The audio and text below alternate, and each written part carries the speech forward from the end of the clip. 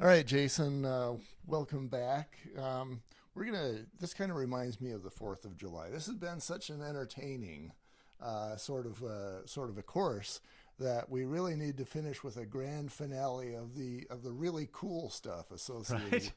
So we're going to do what? Bankruptcies and IRS and, Foreclosures, deed in lieu, you know, all- that's almost as good as a good grand finale. right? Yeah, right. It's good to know what you're dealing with because sometimes people will say have a bankruptcy, and if you know what it means, then you can keep them moving forward. Right. So we'll start with Chapter 7. So a bankruptcy doesn't necessarily mean you're not lendable. Right. Uh, Anybody can get a loan, maybe not today. Mm-hmm. Okay. But if you know what you're dealing with. So the thing with bankruptcy is you kind of flop. Lucky 7 and unlucky 13 are the reverse as far as mortgage lending goes. So a Chapter 7 bankruptcy says, I'm out of here. Sorry, I used to owe you money. I'm out. Mm-hmm. Total wipeout of debt. So the clock starts ticking from the discharge date. And to get a mortgage loan, you need to be 4 years from discharge for conventional. FHA is 2 years unless there's home included, and then it's 3. VA is 2 years, and USDA is 3 years. So that's Okay. for a Chapter 7 bankruptcy. Now, for the Lucky 13, this means we're going to restructure the debt. Mhm. I don't have as much money to pay everybody what they want right now, but I'll work on paying you back. So for conventional, it's 2 years. That's half the time. Mm-hmm.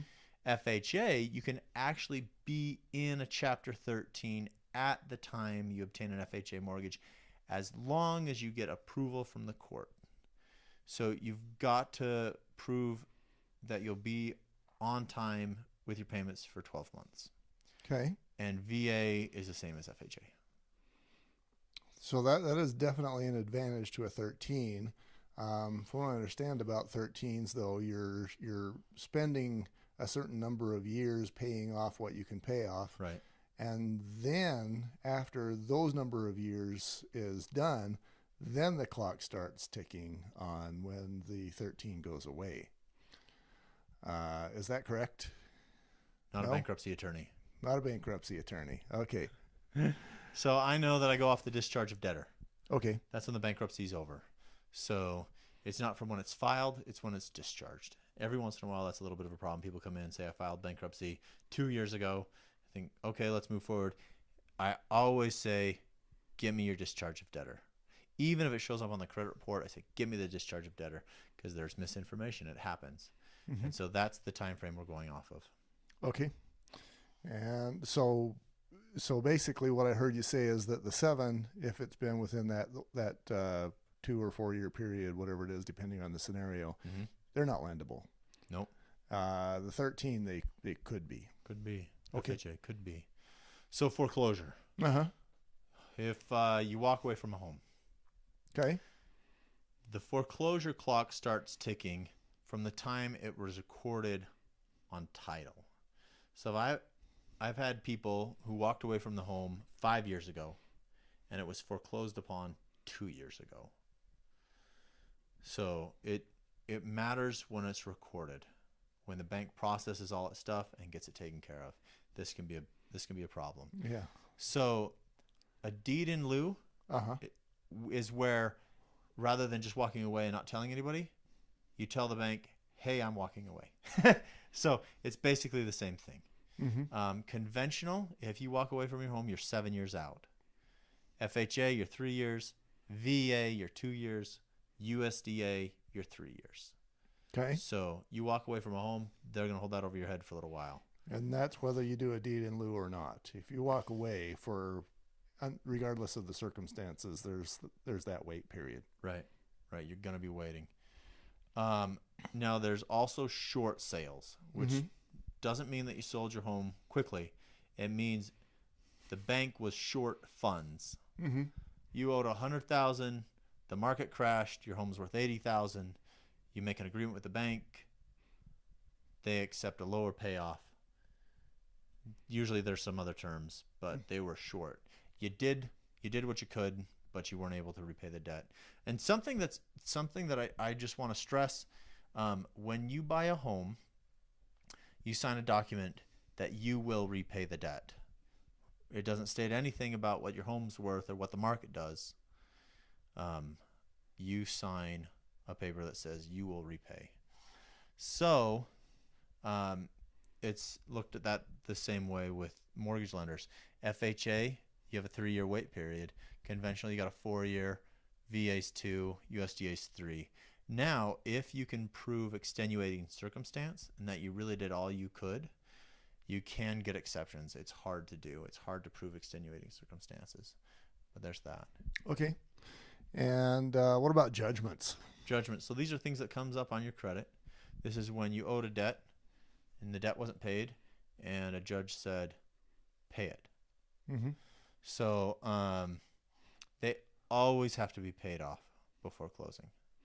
Yeah, and a judgment, from my understanding, even if the judge says pay it and you pay it on that day, it's still the fact that you have a judgment affects your credit rating. Yeah, that goes on your history.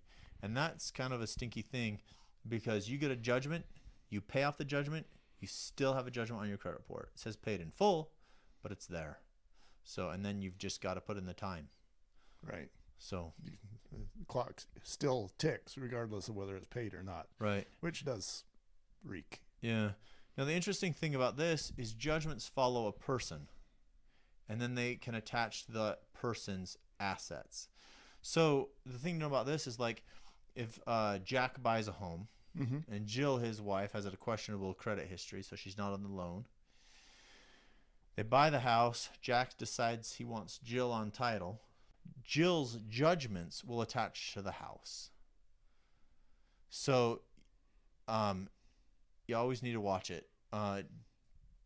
They can take first position, and lenders never want anything but first position. Right. So if a person has a judgment, they're not getting a loan. It's the judgment has to be paid for. Judgment has to be satisfied. Yeah, I would imagine a lender would have a huge problem. Do they have a say? Like, let's say Jack owns the home. He wants to add Jill to the title. Does the lender have a say in whether Jill can be added? There is a document signed, typically in mortgage loans, that says that there will be no substantial changes to title. So they could implement other rules mm-hmm. if they do that, such as an acceleration clause, which means you may change the title, you pay us the mortgage back mm-hmm. right now. So it's generally not a good idea. Anybody who you want on title, you should have cleared through the lender and the title company. And I think it's probably fair to say for the realtor, you know, if you're guiding somebody in this category, just tell them don't do it. Yeah. Jill may or may not feel bad about not being on title, but it's still a joint marital asset. So, yeah. Well, the reality is you've got the law that governs thing, and if they're married, that. But if one of the spouses has liens and you mm-hmm. put them on title, you may not own the home anymore because the people who have the liens will. Right. The judgments. Yeah, that doesn't sound right. So another place that can do liens is the IRS. Mm-hmm. So the easy answer is have them paid off before you close. But depending on the circumstance, sometimes the IRS does payment plans. And if you can document the payment plan, you can move ahead with the mortgage loan. But that needs to be looked at. So watch out for IRS tax liens. Another thing to watch out for is collections. Mm-hmm. So depending on the type of collection, your lender may require it to be paid off before closing. Medical collections typically do not have to be paid off, and they'll show up on credit as medical without any more information than that. But it's something that needs to be looked at. Collections will lower your credit score. They may have to be paid off. Okay, very good. Appreciate that. There's a lot of information in here, and you know, I guess a realtor doesn't have to know all of it, but if you've, again, kind of like some of the other subjects we've done, if you're familiar with enough so that you can provide some guidance, you the realtor can also always refer your client to somebody like yourself. Right. Refer them to an expert who's got it figured out. Yeah. All right. Thank you, Jason. Thank you for being with us. Thank you.